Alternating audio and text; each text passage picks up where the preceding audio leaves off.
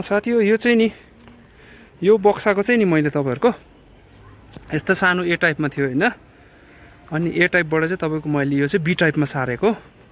तर सार्दा चाहिँ मैले कस्तो खालको हिसाबले सारेको भन्दा तपाईँको हेर्नुहोस् है पोलनहरू मजाले लिएर छ है यसमा चाहिँ पोलनहरू पुरा मजाले लिएर छ र अलिक डिस्टर्ब भयो मैले त्यो एकताल चलाउँदाखेरि चाहिँ यिनीहरू सब बाहिर निस्किँदैछ है यो चाहिँ के भएको छ भन्दा चाहिँ तपाईँको फ्रेम चाहिँ सब सानो हो होइन यसमा अब सानो फ्रेम हो ए टाइपको फ्रेम हो ए टाइपको फ्रेमलाई चाहिँ मैले बाँधेर चाहिँ यस्तो बनाएको छु है हेर्नु सक्नुहुन्छ हो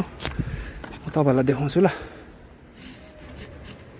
अलिकति स्मोक चाहिँ गरिहालौँ है पहिला ल यो तपाईँको ए टाइप फ्रेम छ सबै सानो हो यसमा हेर्नु सक्नुहुन्छ सबै सानो फ्रेम छ यसमा हेर्नुहोस् ल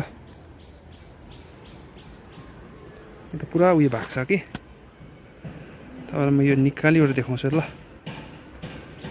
खास कारण चाहिँ के भएको छ भनेर चाहिँ यहाँ अर्को बुन्नु पनि थालिसकेको छ यिनीहरूले हो अब भनिसकेपछि यिनीहरूले चाहिँ आधार चाखा डङ्कडङ माग्दैछ हो अब यो चाहिँ के भएको छ भन्दा हेर्नुहोस् है तपाईँलाई यहाँ देखाउँछु ल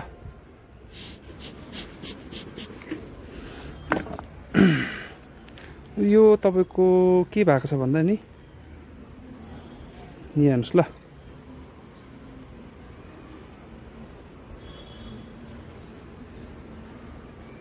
यहाँ हेर्नुहोस् है मजाले काम गरेको छ हो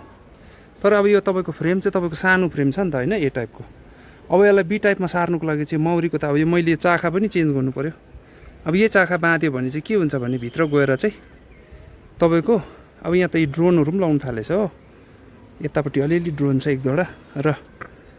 यो चाहिँ तपाईँको के हुन्छ भने यत्तिकै लायो भने चाहिँ अब यो काटेर लाउनु पऱ्यो यो काटेर लाउँदा चाहिँ तपाईँ के हुन्छ भने अब यो पुरानो चाखा हो नि त होइन पुरानो चाखा हो त्यसले गर्दा अब यसलाई त मैले नयाँ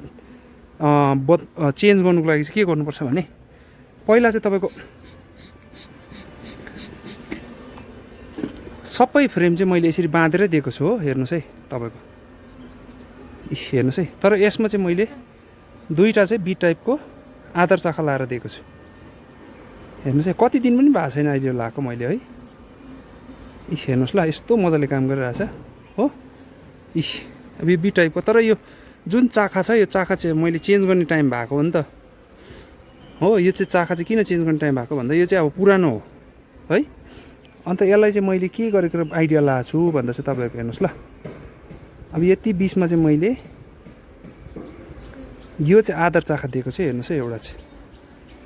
हेर्नुहोस् ल अब सजिलो त्यो मैले चाखा काटेर यता बानी बस्नु पर्दैन त्यसो गर्दा चाहिँ है हेर्नुहोस् ल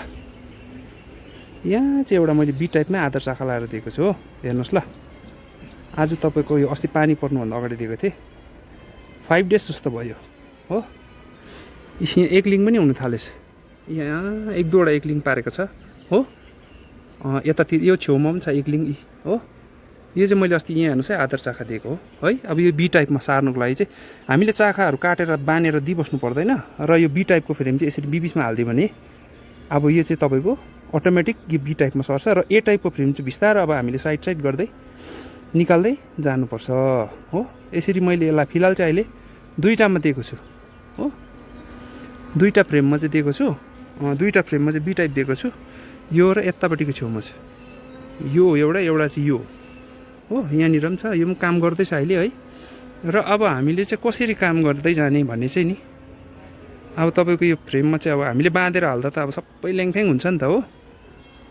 किनभने अब मैले चाखा त चेन्ज गर्नु पऱ्यो अब त्यही चाखा बाँधेर हाल्दा फेरि त भएन है त्यसले गर्दा चाहिँ अब के गर्ने अब हामीले नयाँ आधार चाखा भएको फ्रेम दिँदै जाने थप्दै जाने र निकाल्दै जाने र निकाल्दा फेरि कसरी निकाल्ने कहाँबाट निकाल्ने त्यसको पनि एउटा आइडिया छ है अब यसलाई निकाल्दा चाहिँ यसलाई थप्दै यताबाट थप्दै जाने यताबाट थप्दै यहाँबाट थप्दै जाने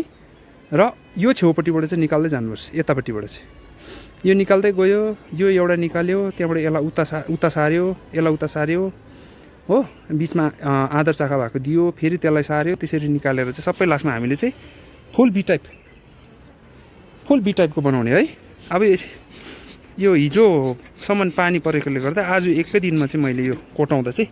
मौरी चाहिँ एग्रेसिभ हुन्छ यो चाहिँ है। किन भन्दा चाहिँ अब उनीहरू बिचरा होइन यत्रो दिन बिचरा भित्र डल्लो परेर बसेको थियो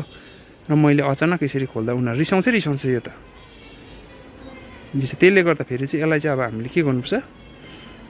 यता छेउबाट चाहिँ होइन उतापट्टि छेउबाट चाहिँ निकाल्दै जानुपर्छ है। एकपट्टि छेउबाट चाहिँ निकाल्दै जानुपर्छ हो। त्यसो गरिसकेपछि चाहिँ तपाईँको मजाले काम हुन्छ। काम भइसकेपछि लास्टमा ए टाइपको फ्रेम डल्लै निस्किन्छ है। ए टाइपको फ्रेम डल्लै निस्किसकेपछि ढुक्कै हुन्छ नि त काम गर्नु होइन।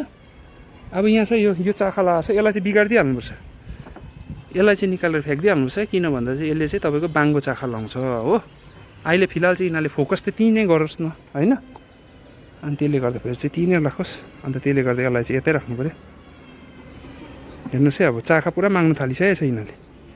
अब ए टाइपको हिजो जस्तै होइन, बी टाइपमा भरिसकेकै हो खासमा चाहिँ होइन। कतिको चढ्नु पनि गएको हुन्छ, तर यसरी चाहिँ अब काम चाहिँ गर्दा चाहिँ यसरी मजाले गऱ्यो भने चाहिँ मौरीलाई पनि टेन्सन हुँदैन है, आफूलाई पनि टेन्सन हुँदैन। त्यो हिसाबले अब आज म चाहिँ यो लगाइदिन्छु यसलाई थाङ्ना। किन भन्दा चाहिँ यसको चाहिँ पानीले भिटेको थियो यसलाई है, पानीले मजाले भेटेको थियो नि त। यसरी काम गर्दै जानुपर्छ हामीले चाहिँ है। हेर्नु सक्नुहुन्छ हो टस्सै। अब यो माथि चाहिँ यो कभर मात्रै लगाइदिन्छु अहिले फिलहाल चाहिँ।